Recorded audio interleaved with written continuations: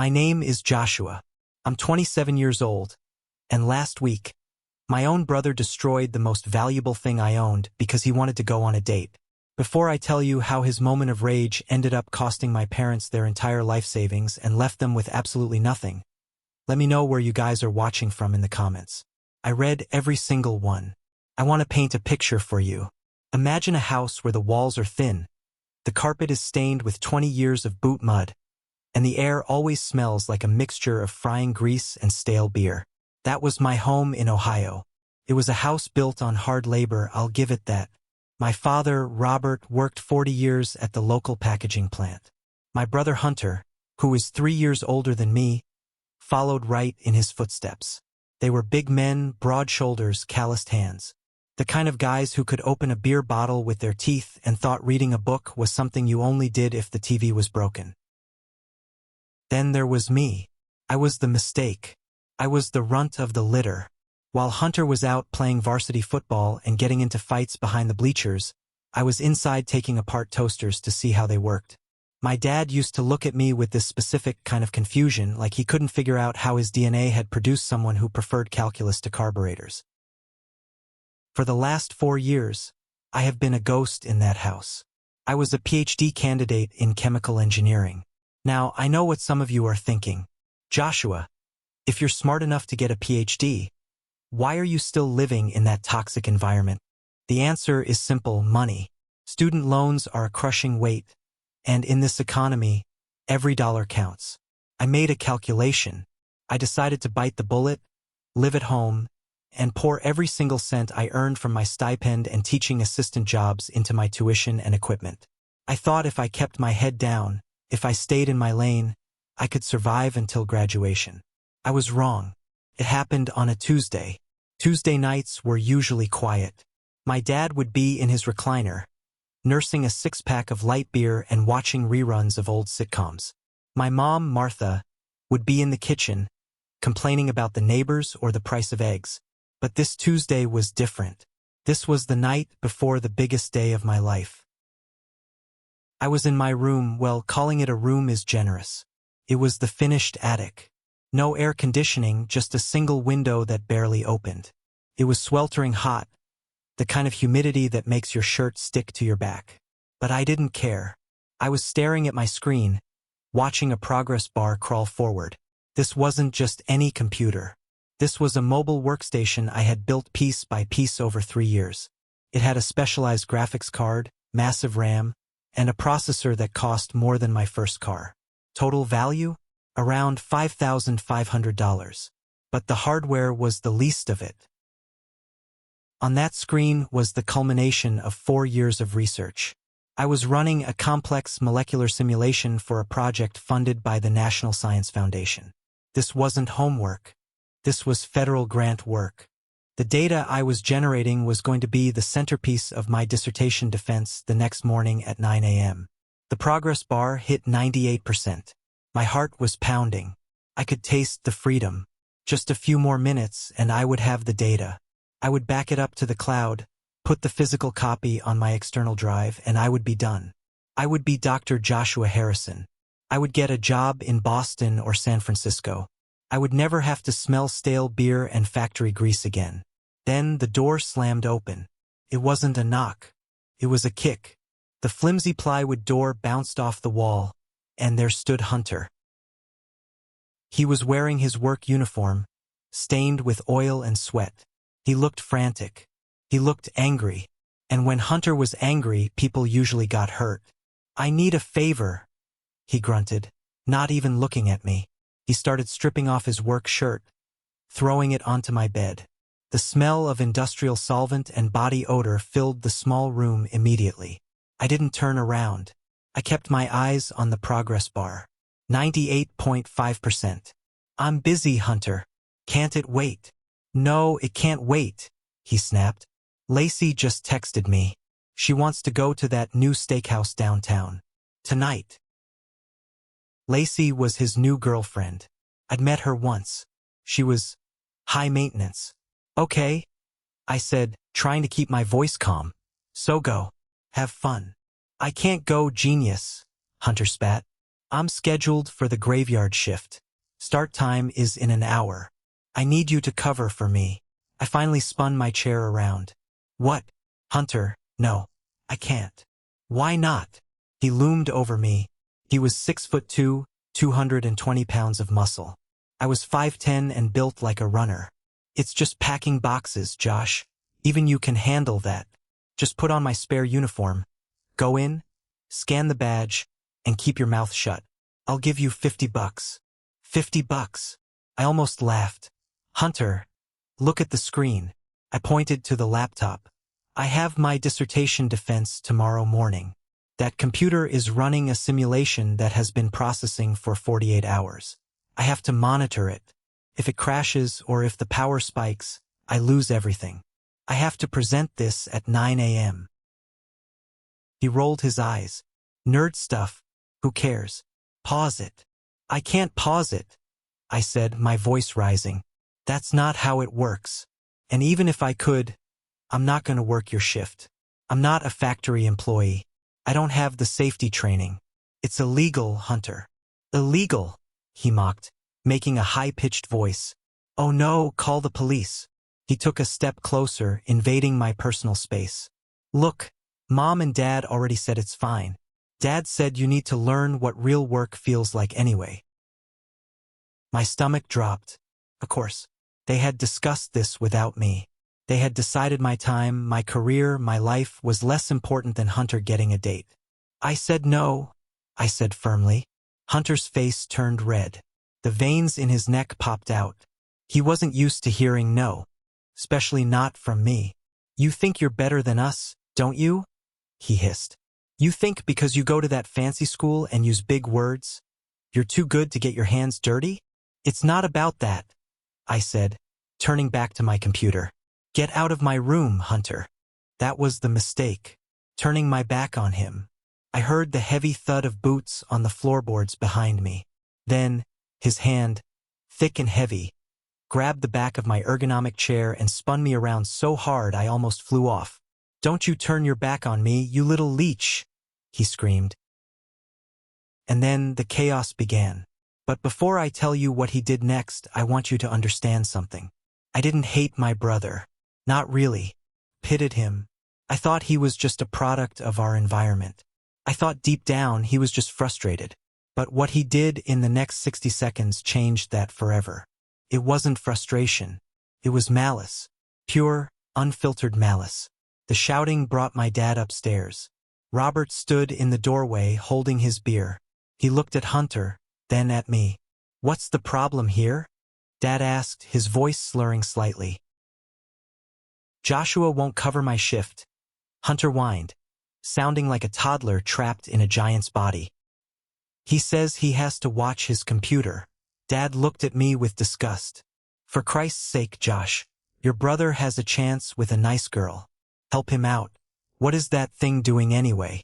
Playing video games? It's my doctorate, Dad, I yelled. It's 4 years of work. It's worth more than your truck. Silence. Absolute silence in the room. I shouldn't have said that. I shouldn't have compared my work to his truck. That was the trigger. Dad's eyes narrowed. You ungrateful little brat. Living under my roof. Eating my food. And you talk down to me? I pay rent. I argued. I pay you $500 a month for this attic. Hunter pays nothing. Hunter is family. Dad roared. Hunter contributes. You just take. Hunter smirked. He knew he had won. He looked at me, then looked at the desk. You're going to cover that shift, Hunter said quietly. Or you're not going to have a computer to watch. I froze. Don't touch it. Hunter reached out. His hand hovered over the open laptop. The fans were whirring loudly, working hard to finish the render. I'm counting to 3, Hunter said. 1. Hunter, stop, I pleaded, panic rising in my chest. Please, this isn't a joke. This is federal property. 2. I stood up to block him, but Dad stepped forward and shoved me back onto the bed. Let him talk, boy. 3, Hunter said, and then the world seemed to move in slow motion. To understand why that moment shattered me, you have to understand the slow burn of the last decade. It wasn't just about the laptop. It was about the rent day ritual. Every month, on the 1st, I would withdraw $500 in cash from the ATM. I made a stipend from the university, about $22,000 a year. It was barely poverty wages, but in Ohio you could survive on it if you were careful. I budgeted every penny. Ramen noodles, thrift store clothes, walking to campus instead of driving to save gas. I would put the cash in a white envelope and walk downstairs to the kitchen. My dad would be sitting at the table, bills spread out in front of him. He'd take the envelope, count the bills slowly, licking his thumb between each one, making a show of it. He never said, "Thank you." He would just grunt and toss it into the pile. "Electricity went up," he'd say. Or, "Water heater is acting up." It was always a hint that I was a burden. Meanwhile, Hunter lived in the master bedroom on the 1st floor. It used to be the guest room, but when he moved back in after dropping out of trade school, he took it. It had an attached half bath and the best cable hookup. Hunter paid zero. Nothing. $0.00. Whenever I brought this up, my mom would give me that sad, manipulative look. "Oh, Joshua, you know your brother is finding himself. He's saving up for a house. Besides, you're so smart, you'll be rich someday. You can afford to help the family." Finding himself? I wanted to scream. Hunter was 30. He made $25 an hour at the plant, plus overtime. He drove a lifted Ford F-150 with custom rims that cost more than my entire tuition. He ate out every night. He had a closet full of expensive hunting gear he used maybe twice a year. He wasn't saving for a house. He was blowing his money on toys and women. But I was the rich one because I was in school. The logic was twisted, but in their eyes it made perfect sense. Education was a luxury. Physical labor was reality. Because I sat in a lab or a library, I wasn't working. I remember one Christmas 2 years ago. I had saved up to buy everyone gifts. I bought Dad a nice engraved pocket knife. I bought Mom a spa day voucher. I even bought Hunter a gift card to Bass Pro Shops. I handed them out, smiling, hoping for once we could have a normal holiday. Dad opened the knife, looked at it and said, "China steel. Figures." He tossed it on the table. Mom looked at the spa voucher and sighed. "Oh, honey, you know I don't like strangers touching me. Can I just trade this in for cash?" Hunter didn't even say thanks. He just pocketed the card. And for me, they got me a pair of work boots. Steel-toed, heavy, ugly boots. "For when you finally get a real job," Dad said, clinking his beer against Hunter's. They both laughed. "Can't wear sneakers in the real world, college boy." I left those boots in the box. They were still in the corner of my attic room, gathering dust, a symbol of their expectations for me. They didn't want me to succeed as a scientist. They wanted me to fail. They wanted me to drop out, come work at the plant, and be miserable like them. My success was an insult to their lifestyle. If I became Dr. Harrison, it proved that there was another way, a way out of the mud and the grease. And they hated me for it. That resentment built up, layer by layer like sediment. But I swallowed it. I kept my eyes on the prize. The NSF grant was my ticket out. Let me explain why this specific project was so important. I wasn't just writing a paper. I was designing a new method for synthesizing a specific type of polymer used in artificial heart valves. The simulation I was running was testing the durability of the molecular bonds under extreme pressure. My advisor, Dr. Anthony, had told me, "Joshua, if this data holds up, we publish in Nature. You'll have your pick of postdoc fellowships. You could go to MIT. You could go to Zurich." Zurich, the idea of living in Switzerland, thousands of miles away from Ohio, was the only thing that kept me going during the late nights. I had spent months coding the parameters. I had spent weeks cleaning the data.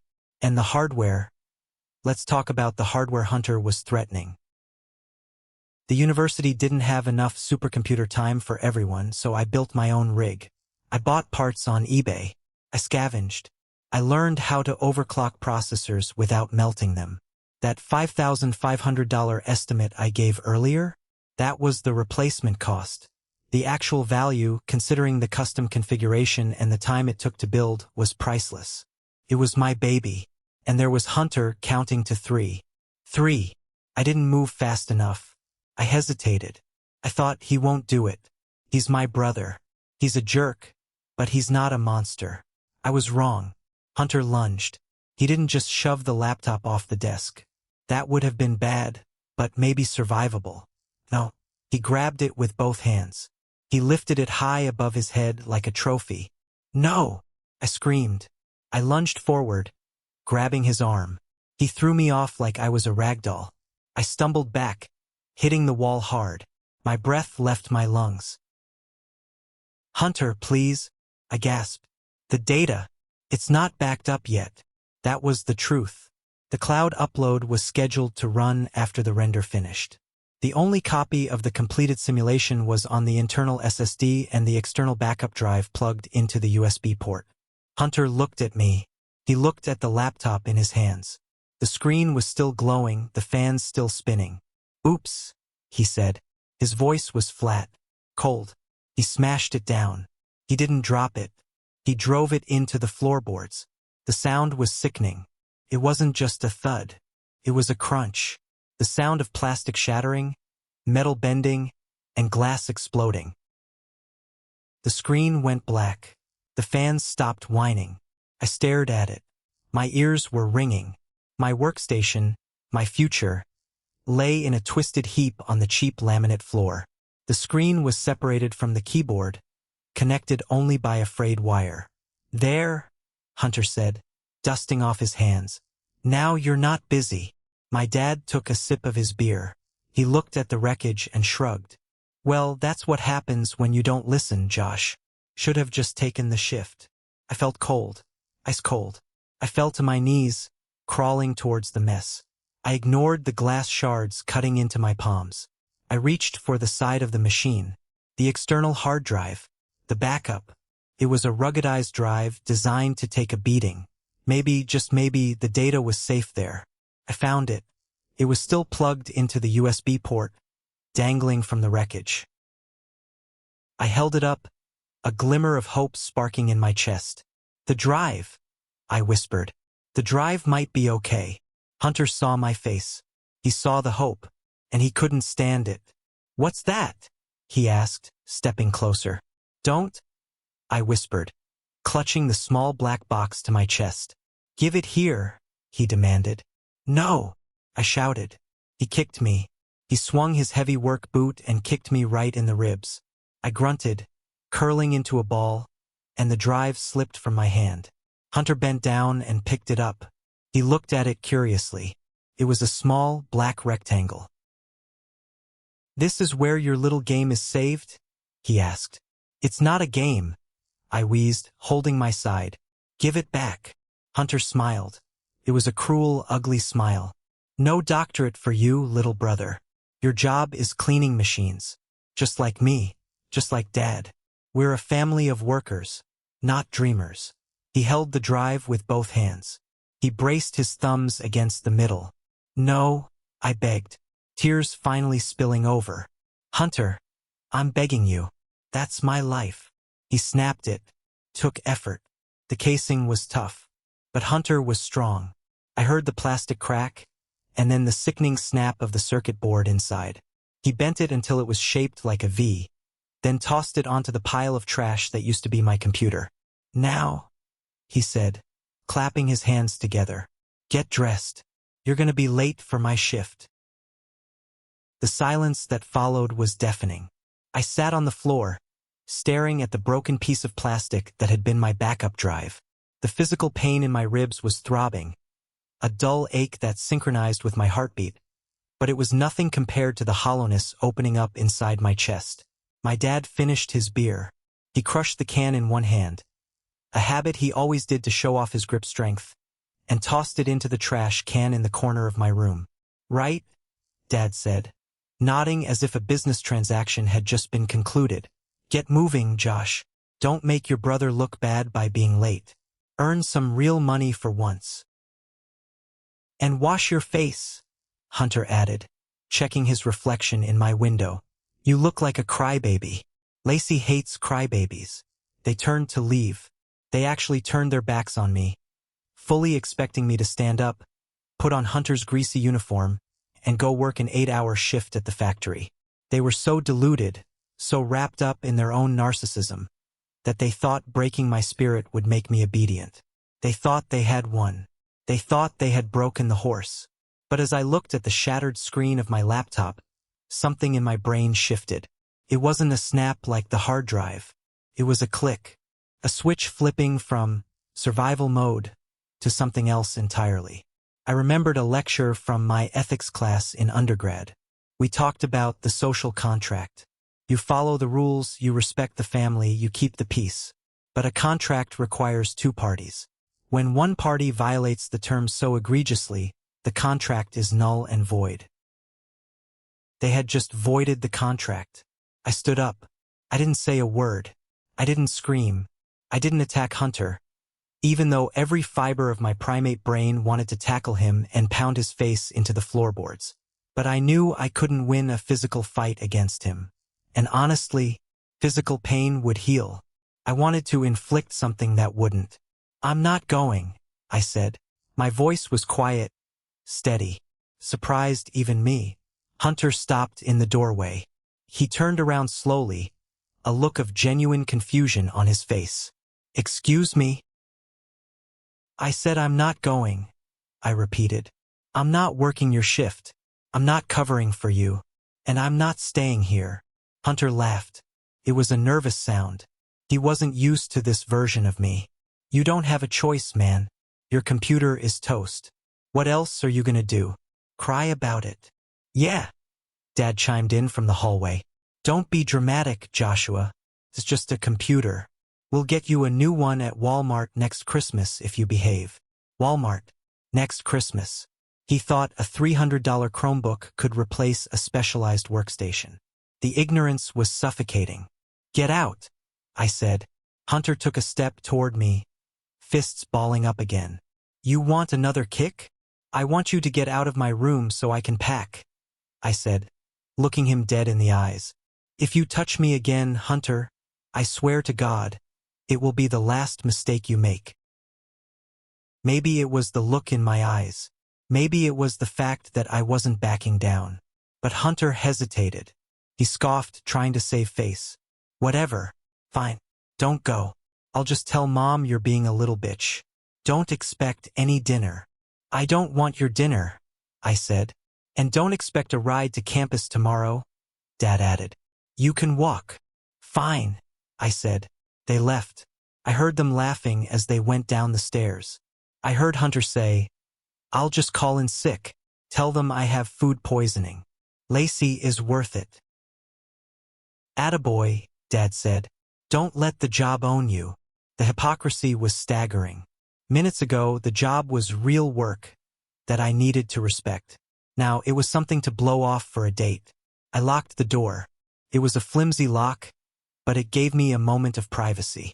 I moved with mechanical precision. I grabbed my backpack. I didn't pack clothes. I didn't pack my toothbrush. I packed the evidence. I carefully picked up the smashed laptop. I collected every shard of plastic I could find. I picked up the snapped hard drive. I put it all into the main compartment of my bag. It was heavy, a jagged weight against my spine. Then I went to my closet. I reached into the back, inside an old shoebox where I kept my winter socks. Underneath the socks was a small metal tin. Inside was my emergency fund. $300. It wasn't much. It was my get-out-of-jail money. I stuffed it into my pocket. I looked around the room where I had spent 4 years studying, dreaming, and suffering. I looked at the stain on the ceiling. I looked at the unmade bed. I felt nothing. No nostalgia. No sadness. Just the urgent need to purge myself of this place. I put on my shoes, my sneakers, not the work boots, and opened the door.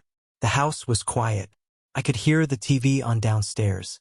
The laugh track of a sitcom echoed up the stairwell. It was surreal. My life had just imploded, and they were watching TV. I walked down the stairs.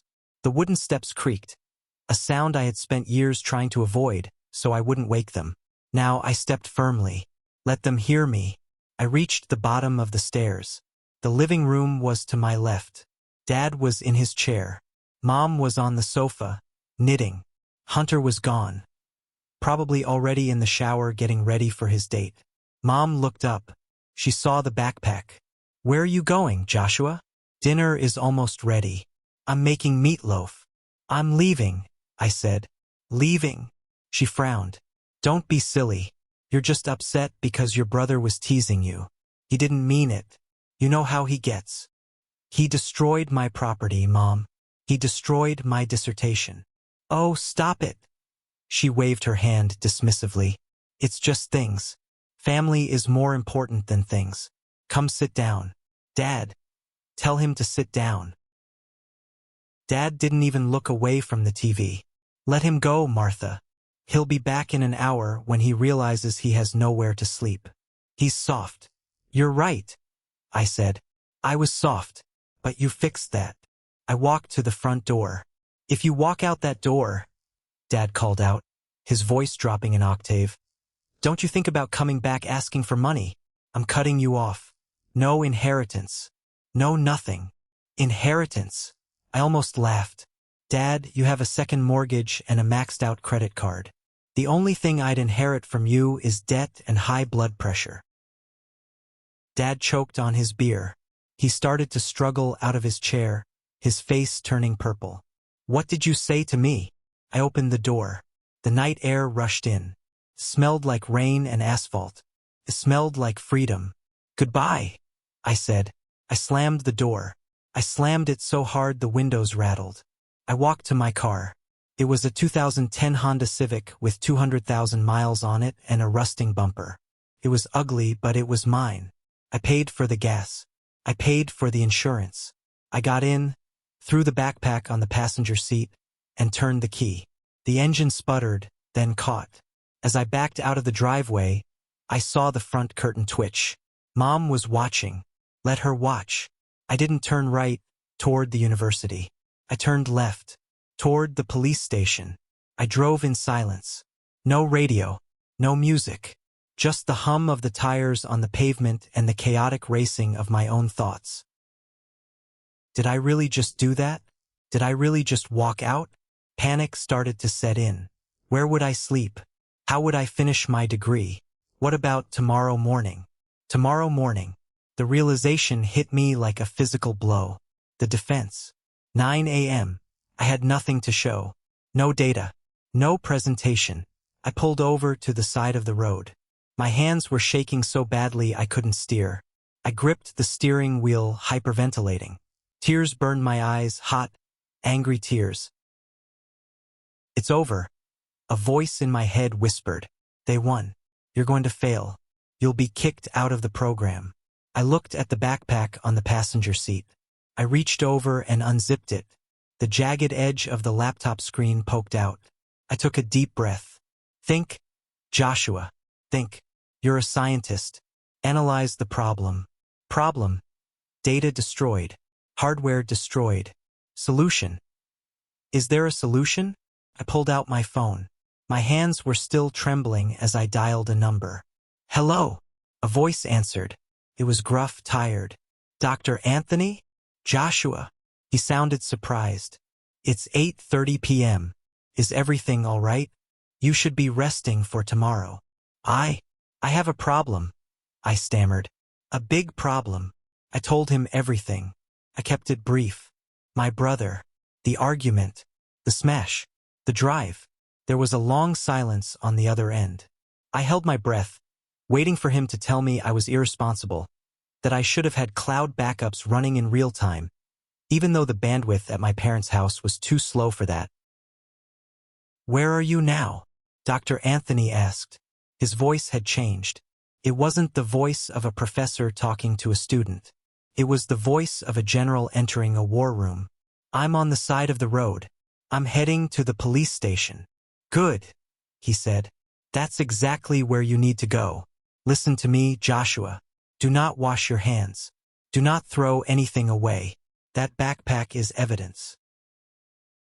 Evidence.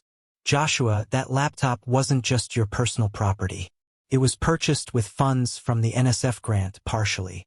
And that data belongs to the university and the federal government. Destroying it isn't just vandalism. It's a federal offense. It's interference with government-funded research. I blinked. I hadn't thought of that. I just thought it was my computer. I'm coming down there, Dr. Anthony said. Which station? The downtown precinct. On 4th Street. I'll meet you there in 20 minutes. I'm bringing the grant paperwork. And Joshua. Yes. We're going to nail him. Don't worry about the defense tomorrow. We'll get a postponement. The dean will understand once he sees the police report. Just drive safely. He hung up. I stared at the phone. A wave of relief washed over me, followed by a surge of adrenaline. I wasn't alone. I had an ally. And not just any ally, a tenured professor with the weight of the institution behind him. I put the car in drive and pulled back onto the road. My shaking stopped. My grip on the wheel tightened. Hunter wants to play games? I thought. Let's see how he likes playing with the federal government. I arrived at the station. It was a brick building, lit up with harsh fluorescent lights. I grabbed my backpack and walked inside. The lobby was empty except for a woman yelling at the front desk officer about a parking ticket. I waited my turn. When the officer looked at me, I stepped up. "Can I help you?" he asked, looking bored. "I'd like to report a felony," I said. The officer raised an eyebrow. "A felony? That's a big word, son. What happened? Someone steal your bike?" "My brother destroyed a workstation containing federal research data valued at over $100,000, I said clearly. The officer stopped chewing his gum. He looked at me, really looked at me. He saw the backpack. He saw the intensity in my eyes. "Have a seat," he said, pointing to a bench. "I'll get Detective Lincoln." 10 minutes later, Dr. Anthony walked in. He was wearing a trench coat over his pajamas, carrying a leather briefcase. He looked furious. He walked straight up to me and put a hand on my shoulder. "Are you hurt?" he asked. "Just my ribs." He kicked me. Dr. Anthony's jaw tightened. "Add assault to the list." A door buzzed open, and a man in a rumpled suit walked out. He looked like he hadn't slept in a week. This was Detective Lincoln. "Mr. Harrison?" he asked. "And?" "Dr. Anthony," my professor said, shaking his hand. "I'm his PhD advisor. I'm here to verify the value of the destroyed property." "Right? Come on back." We went into an interrogation room. Not for me, but to take my statement. I poured the contents of my backpack onto the metal table. The detective whistled when he saw the twisted metal. "He did a number on this. He snapped the motherboard," I said, pointing to the jagged edge, "and the external drive." "Okay," Lincoln said, opening a notepad. "Walk me through it, step by step." I told him the story, the demand for the shift, the refusal, the attack. I made sure to mention the specific words Hunter used. "No doctorate for you." "He knew what he was doing," Dr. Anthony interjected. "This wasn't an accident. It was calculated sabotage." Lincoln nodded, writing furiously. "And the value?" Dr. Anthony opened his briefcase and pulled out a spreadsheet. "The hardware replacement cost is roughly $6,000. But the intellectual property? The grant is for $250,000. The delay in research, the potential loss of the contract. We're looking at significant damages. And since the equipment is tagged as university property, it's state property," Lincoln finished. "And since the funding is federal." "Exactly," Dr. Anthony said. Lincoln looked at the pile of junk, then at me. "Do you want to press charges, Joshua? I have to ask. It's your brother. Once we start this train, it doesn't stop. This is grand larceny, criminal mischief in the first degree, and assault. He's looking at real time." I thought about the boots in the corner of my room. I thought about the China steel comment. I thought about the way he laughed when he snapped the drive. "Do it," I said. Lincoln nodded. Where is he now? He was getting ready for a date, I said. He's probably at the Onyx Steakhouse. With a girl named Lacey. Lincoln stood up. He adjusted his holster.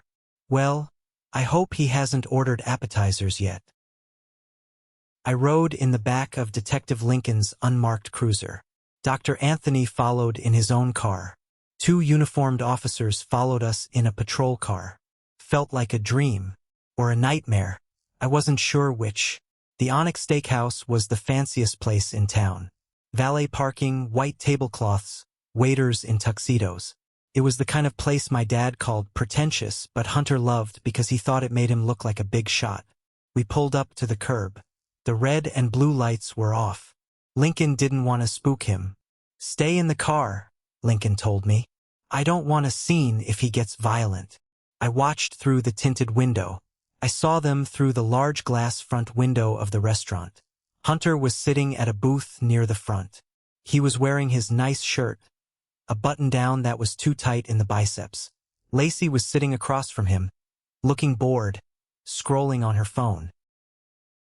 Hunter was laughing. He was probably telling her a story about how he put his little brother in his place. He looked relaxed, arrogant. Lincoln and the 2 uniformed officers walked into the restaurant. I saw the host try to stop them, then step back quickly when Lincoln flashed his badge. They walked straight to the booth. I couldn't hear what was being said, but I could read the body language perfectly. Hunter looked up, annoyed. He probably thought they were there to ask him to move his truck. Lincoln said something. Hunter laughed. He actually laughed at the detective. He pointed a finger at Lincoln's chest. Bad move. Lincoln slapped Hunter's hand away. Hunter stood up. He knocked over his water glass. He puffed out his chest, doing that intimidation thing he always did with me. But Detective Lincoln wasn't me. And the 2 officers behind him weren't Dad. Hunter shoved Lincoln. It happened in a blur. One of the uniformed officers grabbed Hunter's arm. Hunter swung wild. Lincoln sidestepped, grabbed Hunter's other arm, and swept his leg. Boom! Hunter hit the floor hard. The diners in the restaurant gasped. Some stood up. Phones came out to record. Lacey covered her mouth, her eyes wide with horror. Hunter was struggling, yelling. I could see his face pressed against the carpet. Lincoln had a knee in his back. The handcuffs came out. Click, click. They hauled him up. His nice shirt was torn. His face was red with rage and humiliation. He was screaming something, looking around wildly. Then, as they marched him out the front door, he saw me. He saw me sitting in the back of the unmarked car. Our eyes met. For the first time in his life, I saw fear in Hunter's eyes. Not anger, fear. He realized that the rules of our house didn't apply out here. He realized that he wasn't the alpha male anymore. He was just a criminal. They shoved him into the back of the patrol car. He bumped his head on the doorframe, a little poetic justice. Lacey came running out, crying. What's happening? Hunter. Lincoln stopped and said something to her. She looked at the patrol car, then looked at her phone, and then she turned around. She walked to the valet stand, got her keys, and drove away. She left him there. Lincoln got back into the car with me. He was adjusting his tie. He assaulted a police officer, Lincoln said calmly, starting the engine. That's another charge. Your brother isn't very bright, is he? No, I said. He's not.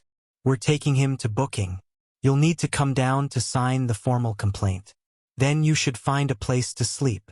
I don't have anywhere to go, I admitted. Dr. Anthony tapped on the window. Lincoln rolled it down. He's staying with me, Dr. Anthony said firmly.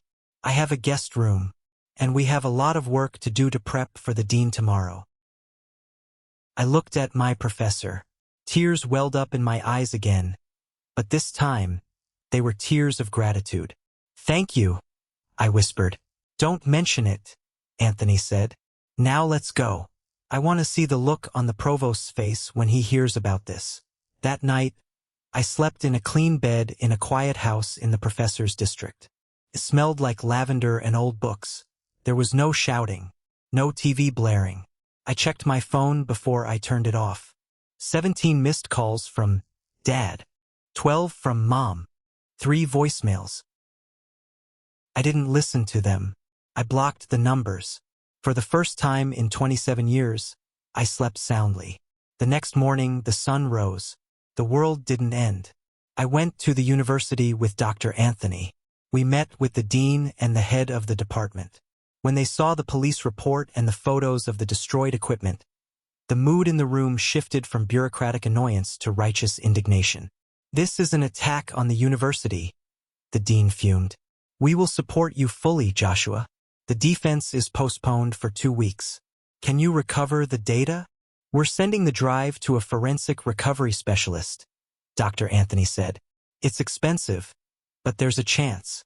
"Do it," the dean said. "Bill it to the legal department. We'll add it to the restitution claim against your brother." Restitution. That was the word that changed everything. Hunter's arraignment was 2 days later. I didn't go, but Detective Lincoln kept me updated. Hunter didn't get bail immediately. The judge saw the assault on an officer and the flight risk, plus the sheer value of the destruction, and set bail at $50,000. My parents didn't have $50,000. They didn't even have $5,000. They had to go to a bail bondsman. They had to put up the house as collateral to get the 10% premium. Hunter came home, but he was wearing an ankle monitor. Then came the lawyers. Hunter needed a criminal defense attorney. A public defender would have told him to plead guilty immediately, but Mom insisted on a real lawyer to prove her baby was innocent. They hired a guy named Saul, not his real name, but he fit the type. He charged $300 an hour. Then there was the civil suit. The university sued Hunter for the cost of the equipment, $5,500, the cost of the data recovery, $12,000, and the delay of grant deliverables, $25,000. My parents were drowning. I heard through my cousin Grace, the only family member I was still talking to, what was happening inside that house. "It's a war zone," Grace told me over coffee. "Your dad is drinking a case a day. Your mom is crying nonstop. Hunter is blaming you. He says you set him up." "I didn't set him up," I said, stirring my black coffee. "I just held him accountable." "I know," Grace said, "but they don't see it that way. They're broke, Josh. Dad, Uncle Robert, he retired early, remember? He took the lump sum pension. It's almost gone." The trial date was set. The evidence was overwhelming. The video from the restaurant of Hunter assaulting the cop was the nail in the coffin. Hunter's lawyer told him the truth. "You're looking at 3 to 5 years in state prison, unless you can pay restitution." The plea deal was on the table.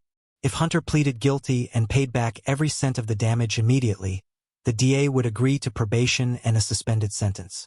The total bill, including legal fees, court costs, and restitution to the university, came to roughly $85,000. My parents had one asset, the house. It was a 3-bedroom ranch in a declining neighborhood. They owed $40,000 on the second mortgage. The market value was maybe $160,000 on a good day. But they didn't have time for a good day. They needed cash now. They listed it. Sat for a week. The lawyer called. "The deal expires on Friday. If you don't pay, he goes to trial and he goes to jail." Panic. They sold it to one of those we buy ugly houses for cash investors. They got $100,000 for it. After paying off the mortgage, the closing costs, and the expedited fees, they walked away with $55,000. They drained their savings accounts to make up the difference. They paid the restitution. They paid the lawyer. On the day the check cleared, my parents had $400 left to their names. They were homeless. Hunter was free technically. He had a felony record now. The packaging plant fired him immediately. They have a zero-tolerance policy for violent crimes, assaulting a cop. With a felony on his record, no other factory would hire him. The golden child was now an unemployed felon living in a motel with his elderly parents. I remember sitting in Dr. Anthony's office when the news came through that the restitution check had been received. "It's done," Dr. Anthony said. The university is dropping the civil suit. The criminal case is closed with probation. I nodded. I felt a strange mixture of relief and sadness. Are you okay? He asked. I don't know, I said. They lost their home, my childhood home. They made a choice, Joshua, Dr. Anthony said gently. They chose to protect the aggressor instead of the victim. They chose to mortgage their future to enable his bad behavior. That is not your fault. That is the cost of enablement. He was right. I went back to work. The data recovery guys managed to salvage about 80% of the drive. I had to rerun the rest, which took another month of sleepless nights. But I did it. I defended my dissertation 6 weeks later. I walked into that room a nervous student. I walked out 2 hours later as Dr. Joshua Harrison. I didn't invite my parents. Time is a funny thing. When I was living in that attic, sweating through the humid Ohio summers and freezing during the winters, time felt like thick syrup. Every day was a struggle, a slow-motion battle for survival. But once I left, once I broke free from the gravitational pull of that house, time accelerated. 6 months. That's all it took for my life to become unrecognizable. I was living in Boston now. I had accepted a position as a senior process engineer at a biotech firm in Cambridge. My starting salary was $145,000 a year, plus stock options and a signing bonus. For a guy who used to budget for ramen noodles, the first paycheck felt like a mistake. I stared at the direct deposit notification on my phone for 10 minutes, waiting for the bank to call and say, "Sorry, Joshua. We added a zero by accident." But the call never came. It was real. I got an apartment in the Seaport District. Floor-to-ceiling windows. Central air conditioning, God. I will never take AC for granted again. I bought an espresso machine. I bought furniture that didn't smell like smoke. I bought a bed frame that didn't squeak. I also met Elena. We met at a conference in New York. She was a patent attorney, sharp as a tack, with eyes that could cut through steel and a laugh that could melt it. She came from a family that was supportive, loving, and functional. When I told her about my family, about the laptop, about the trial, she didn't pity me. She just held my hand and said, "You're a survivor, Josh, but you have to make sure you never let them drag you back." I took that advice to heart. I had blocked their numbers. I had no idea where they were living. I assumed they were in some cheap apartment, miserable, blaming the world for their downfall. Then the invitation came. It was a thick, cream-colored envelope. I recognized the handwriting immediately. It wasn't my mom's chicken scratch. It was elegant cursive. Grace. My cousin Grace was getting married. Grace was the daughter of my dad's sister. She was the only person in that entire extended family who had treated me like a human being. When I was a kid, she used to sneak me books she'd finished reading. When I was in college, she'd send me care packages with cookies and socks. She was a good soul trapped in a bad family tree. I held the invitation. The wedding was in Ohio, in my hometown. "You're not going, are you?" Elena asked, looking up from her iPad. She was sitting on our velvet sofa, sipping wine. "It's Grace," I said, turning the envelope over in my hands. "She was the only one who was nice to me." "I know," Elena said softly. "But they will be there. The terrible trio. Hunter, Mom, Dad." I felt a tightening in my chest. Just the thought of them made my ribs ache where Hunter had kicked me. But then, I looked around my apartment. I looked at my reflection in the glass window, with the Boston skyline glittering behind me. I wasn't the scared kid in the attic anymore. I was Dr. Joshua Harrison. I had money in the bank. I had a career. I had power. "Let them be there," I said, a slow realization dawning on me. "I want them to be there." Elena raised an eyebrow. "Oh, is this a victory lap?" "Maybe," I admitted. "I spent my whole life being the loser in their eyes. The mistake. I want them to see what the mistake turned into." Elena smiled, a dangerous, shark-like smile. "Well, if we're going to do a victory lap, we're going to do it in style. I'm calling the rental agency. We're not taking an Uber. We flew into Cleveland and picked up the car Elena had reserved. It wasn't just a car. It was a weapon of mass distraction. A Porsche Panamera Turbo S. Black. Sleek. Aggressive. It cost more than the house my parents had lost. Driving back into my hometown was a surreal experience. The streets looked smaller. The buildings looked shabbier. We passed the packaging plant where my dad and Hunter used to work. The parking lot was full of rusted trucks. I felt a pang of phantom anxiety, expecting to see Hunter's F-150 tailgating me. But then I pressed the accelerator, and the Porsche surged forward with a growl, leaving the plant in the dust. The wedding was held at a local country club. A nice place, probably the nicest in the county. Grace had married a good guy, an accountant, and they clearly wanted a classy affair. I pulled the Porsche up to the valet stand. The valet, a kid no older than 19, looked at the car like it was a spaceship. "Careful with it," I said, slipping him a $20 bill. "Yes, sir," he stammered. "Absolutely, sir." Elena stepped out. She was wearing a midnight blue dress that fit her perfectly, diamonds sparkling at her throat. I was in a tailored Italian suit, charcoal gray. We looked like we had just walked off a movie set. We entered the reception hall. The air was thick with the smell of roast beef and heavy perfume. The DJ was playing some generic soft rock. Heads turned. It started as a ripple near the door, then spread through the room like a wave. People stopped talking. Forks paused halfway to mouths. Is that Joshua?" I heard a whisper. "No way," someone else hissed. "Look at him." I walked with my head high. I didn't scan the room for them. I let them find me. I greeted Grace first. She squealed and hugged me so hard I thought she'd ruin her makeup. "You came," she cried. "I was so afraid you wouldn't come." "I wouldn't miss it, Gracie," I said. "You look beautiful." "And who is this?" She looked at Elena. "This is Elena, my fiancée." Grace's eyes widened. "Fiancé? Oh my God.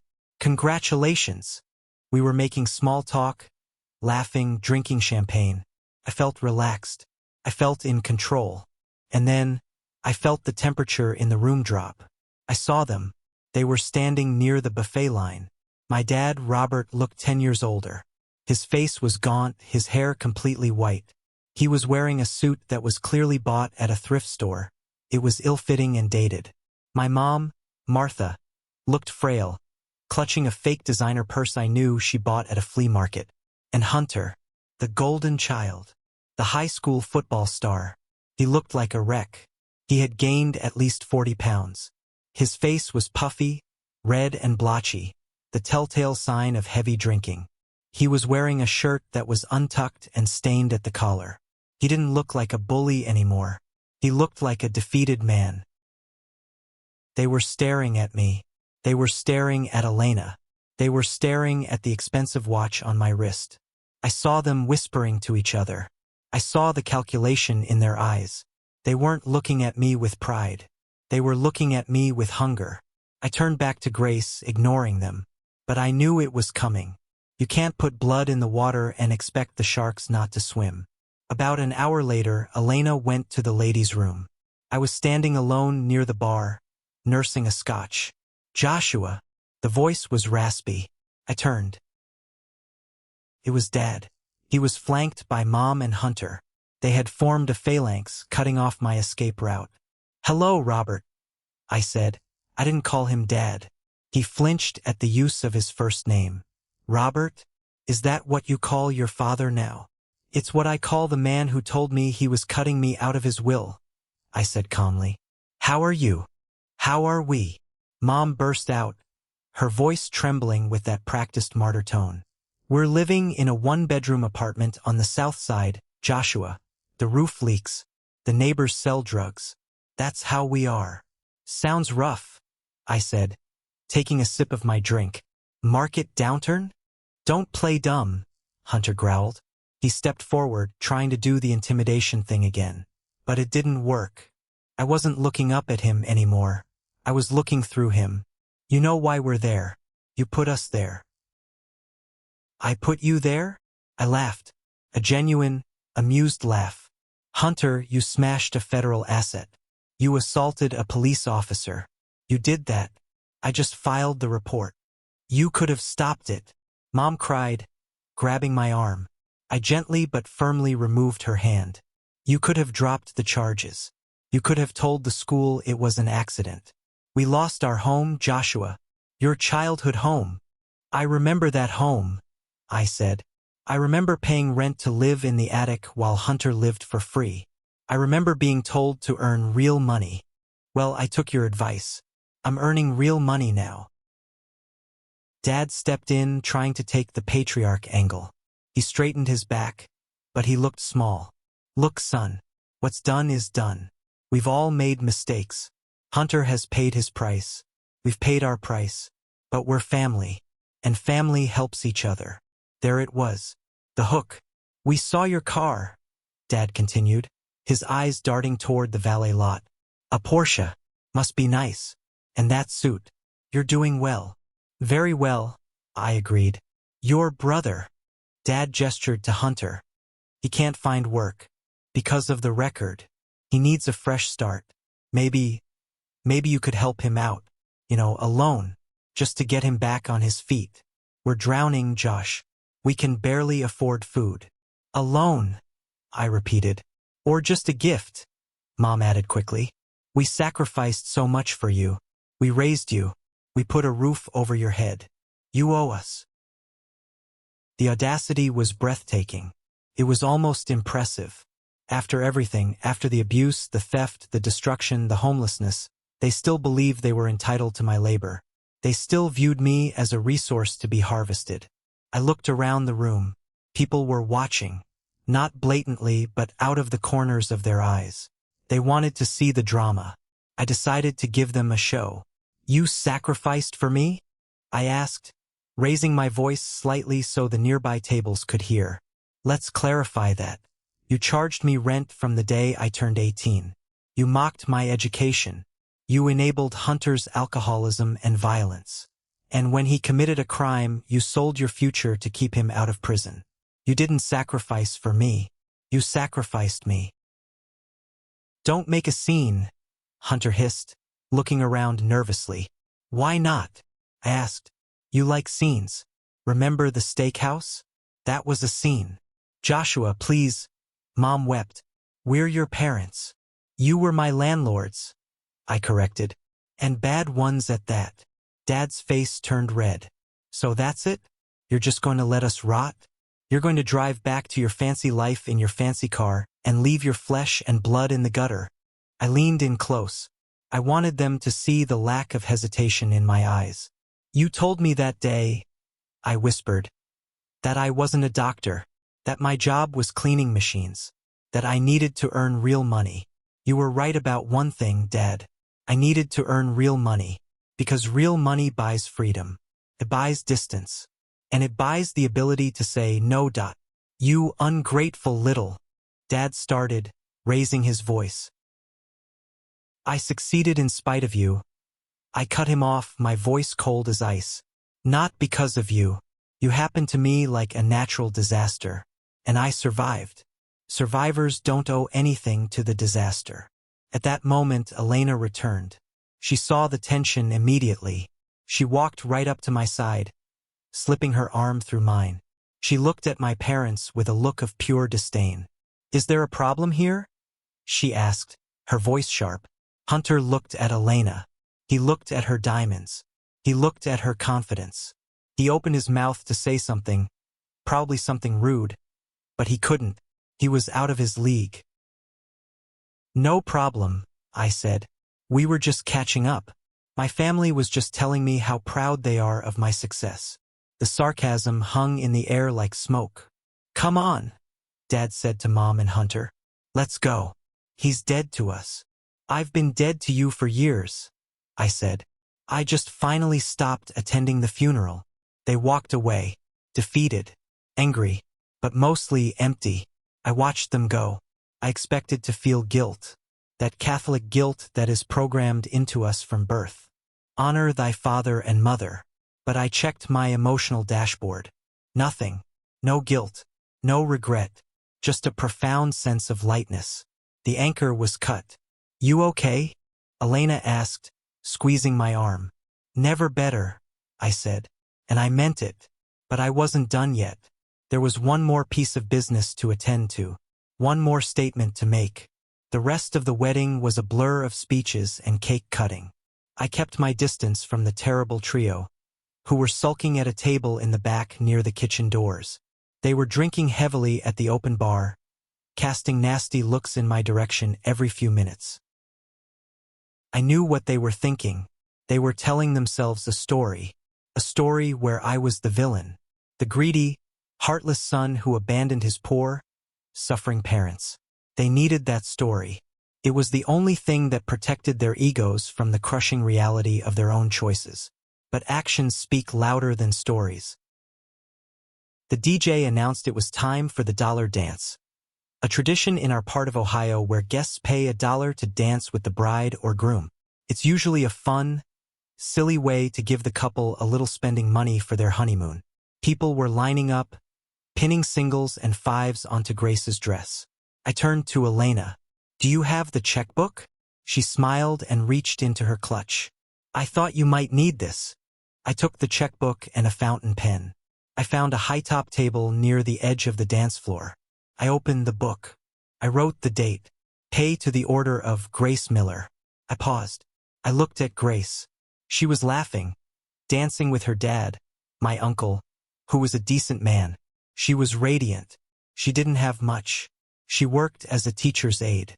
Her husband was a junior accountant. They were starting their life together with student loans and a used car. They were good people. They deserved a win. I wrote the numbers clearly. 10,000.00, $10,000 and 00/100. In the memo line I wrote, "For the honeymoon." And for the cookies. I tore the check out. The sound was crisp. I walked onto the dance floor. The line was moving. When it was my turn, the music slowed down. It was Unchained Melody. Grace smiled when she saw me. "Josh, you don't have to pay to dance with me."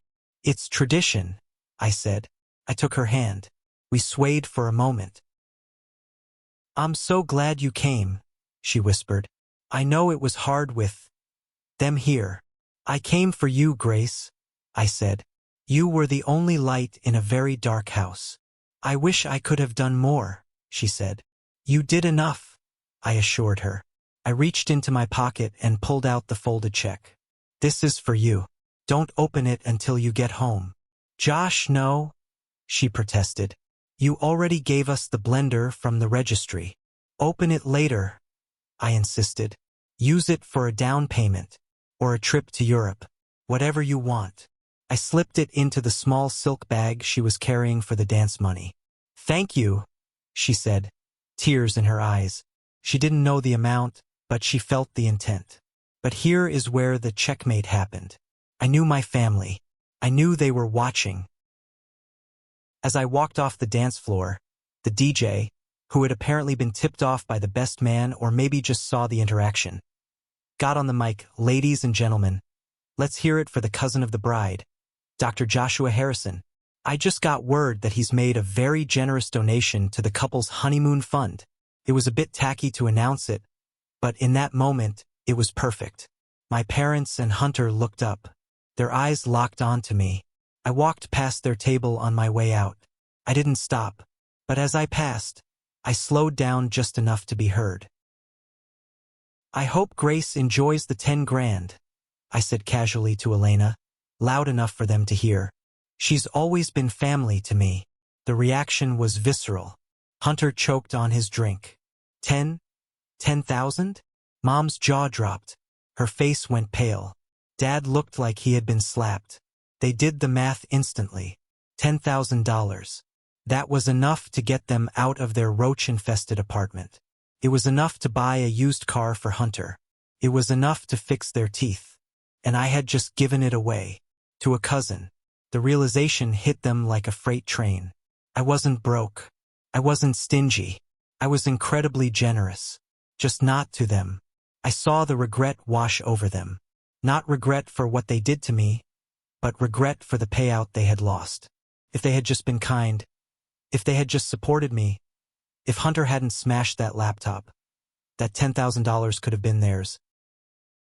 I had proven that their poverty wasn't my fault. It was the direct consequence of their cruelty. I had the means to save them, but I chose not to, and that choice was the ultimate power move. "Let's go," I said to Elena. We walked out of the reception hall. The cool night air hit my face. Behind me, I heard a chair scrape. I heard Mom's voice, shrill and desperate, calling out, "Joshua! Wait, son!" I didn't break stride. I didn't turn around. We got into the Porsche. The engine roared to life, a deep, guttural sound of engineered perfection. As we pulled away, I saw them in the rearview mirror. 3 small, shadowy figures standing under the yellow light of the country club awning. They looked like ghosts, ghosts of a past that could no longer haunt me. I accelerated. The car surged. The figures became smaller and smaller until they were just specks in the distance. Then I turned a corner, and they were gone. The drive back to the hotel was quiet for a long time. Elena held my hand, her thumb rubbing the back of my knuckles. "How do you feel?" she asked finally. I thought about it. I searched myself for anger, for sadness, for that old familiar feeling of being the scapegoat. "I feel clean," I said, "like I just took a shower after a long week of working in the mud." "You did good, Josh," she said. "Grace is going to flip out when she sees that check." I smiled. "Yeah, she is." I looked at the road ahead. The headlights cut through the darkness, illuminating the path forward. I thought about the laptop, that smashed, broken pile of plastic and silicon. At the time, it felt like the end of the world, felt like a tragedy. But looking back, I realized it was the best thing that ever happened to me. If Hunter hadn't smashed that laptop, I might have stayed. I might have tried to keep the peace. I might have graduated, got a local job, and let them leech off me for the next 20 years. I would have been trapped in their cycle of mediocrity and abuse, paying for their mistakes, apologizing for my success. The sound of that cracking hard drive wasn't the sound of destruction. It was the sound of a chain breaking. Hunter didn't ruin my life. He liberated me. He forced me to choose between my dignity and my family. And by forcing that choice, he set me free. We merged onto the highway, heading north, back toward the airport, back toward Boston, back toward my life. I pressed the gas pedal a little harder. The Porsche responded instantly.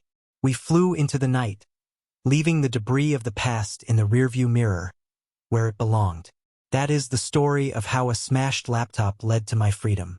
It's a heavy story, and I know a lot of you watching might be dealing with toxic family dynamics right now.